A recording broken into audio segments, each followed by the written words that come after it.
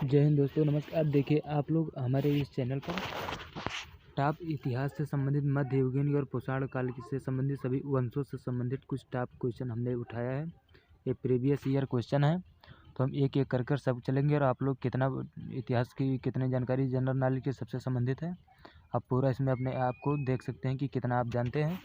और एक तरफ से चलेंगे, पूरा क्वेश्चन आप कॉपी पर लिख भी सकते हैं, नोट डाउन कर सकते हैं और आप कुछ स्मरण कर इसको याद कर सकते हैं। देख लीजिए इम्पोर्टेंट में, क्योंकि कोई भी सरकारी एग्ज़ाम दो उसमें लगभग 7 से 8 क्वेश्चन वो हिस्ट्री से ही संबंधित रहते हैं, पुराने से। करंट अफेयर एक केवल कहा जाता है कि क्या नाम करंट अफेयर ज़्यादा पूछा जाता है, लेकिन करंट अफेयर नहीं पूछा जाता है। हम बात करेंगे पूरे क्वेश्चन की।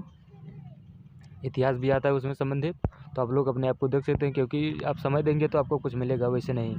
तो आप चलिए देखते हैं, क्वेश्चन नंबर 1 से स्टार्ट करेंगे।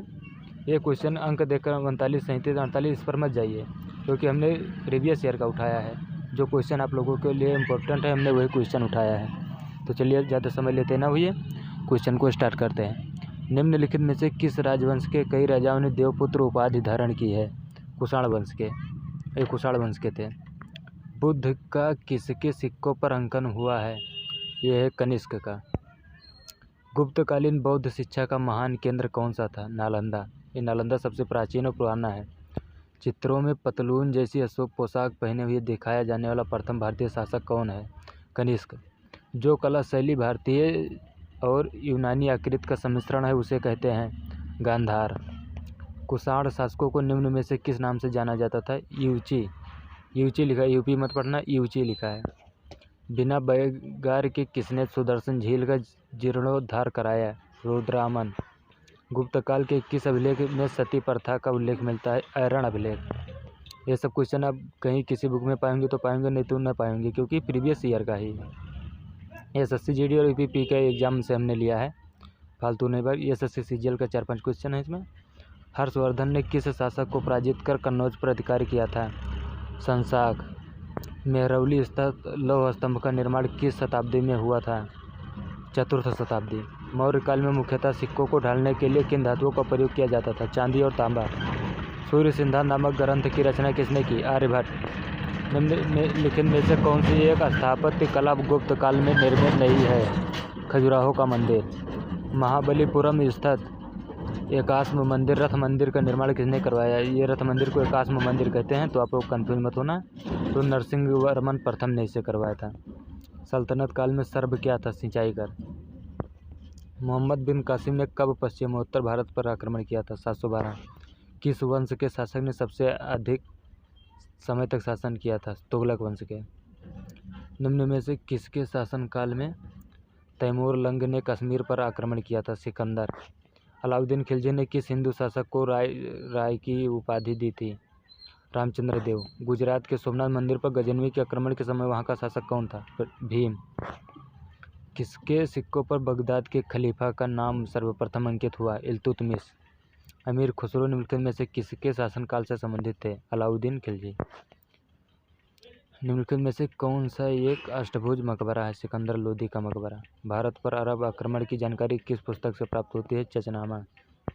कश्मीर के मार्तंड सूर्य मंदिर का निर्माण किसने करवाया था? ललितादित्य मुक्तापीड।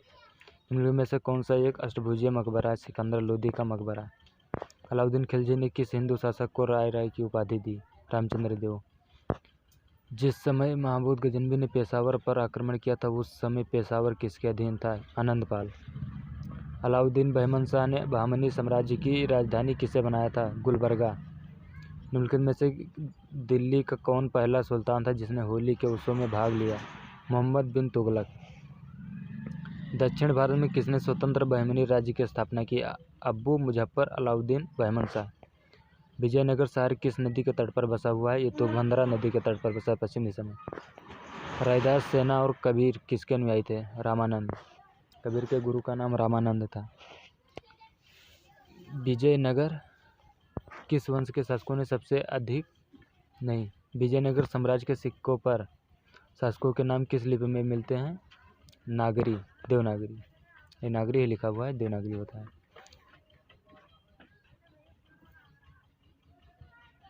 किस वंश के शासकों ने सबसे अधिक समय तक काल किया? तुगलक। निम्न में से किस सुल्तान ने डाक व्यवस्था शुरू की थी? गयासुद्दीन तुगलक। द्वैतवाद नामक दर्शन का प्रतिपादन किसने किया था? माध्वाचार्य। निम्नलिखित में से विजयनगर के किस शासक ने तेलुगु और संस्कृत साहित्य को समृद्ध किया था? कृष्णदेवराय। कौन सूफी संत महबूबा ये इलाही कहलाता था? शेख निजामुद्दीन औलिया। गुरु नानक निम्न में से किस संतान के समकालीन थे? इब्राहिम लोदी। कौन सूफी संत महबूबा ये इलाही कहलाता था? शेख निजामुद्दीन औलिया। अलाउद्दीन बहमन शाह ने बहमनी राज्य की राजधानी किसे बनाया था? गुलबर्गा। विजयनगर साम्राज्य के सिक्कों पर शासकों के नाम किस लिपि में लिखे मिलते हैं? नागरी। विशिष्टता द्वैतवाद नामक दर्शन का प्रतिपादन किसने किया था? रामानुजाचार्य। चिश्ती संप्रदाय का प्रवर्तक कौन था? मोइनुद्दीन चिश्ती। बीजापुर में गोल गुम्बद किसने बनवाई? मोहम्मद आदिल शाह। कौन सूफी संत महबूब ए इलाही कहलाता था? शेख निजामुद्दीन औलिया। निम्न में से सुल्तान ने, ये शॉर्ट हुआ है, आप देख सकते हैं, शॉर्ट क्वेश्चन है ये। दीवान बंदगाम की स्थापना फिरोज शाह तुगलक ने करवाई थी।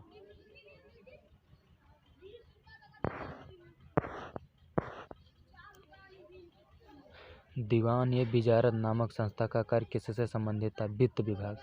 विजयनगर साम्राज्य का प्रथम राजवंश संगम वंश। विजयनगर साम्राज्य में नायक थे सामंत प्रमुख। ये देख लिया, बड़ा करके देख लीजिए, सामंत प्रमुख। चिश्ती संप्रदाय का प्रवर्तक कौन था? मोइनुद्दीन चिश्ती। कौन सूफी संत महबूबा ये इलाही कहलाता था? शेख निजामुद्दीन औलिया। बाबर ने किस भाषा में अपनी आत्मकथा तुजू की बाबरी की रचना की? तुर्की। चौसा का युद्ध किसके मध्य हुआ था? शेर खां हुमायूं। शेरशाह का मकबरा कहाँ स्थित है? सासाराम। तो ये रहे आपके लगभग 50 से 55 क्वेश्चन थे। तो यदि आप लोगों को जानकारी मिल गई हो, आपके लायक हो एग्ज़ाम के लिए, तो आप लोग हमारे चैनल को सब्सक्राइब कर सकते हैं, क्योंकि ऐसे ही इतिहास से संबंधित और जीके जीएस करंट अफेयर से टॉप प्रीवियस ईयर के और एग्ज़ाम से संबंधित जानकारी हमारे इस चैनल पर आप लोगों को मिलती रहेगी। तो आप लोग हमारे चैनल को सब्सक्राइब कर सकते हैं ऐसे ही वीडियो पाने के लिए।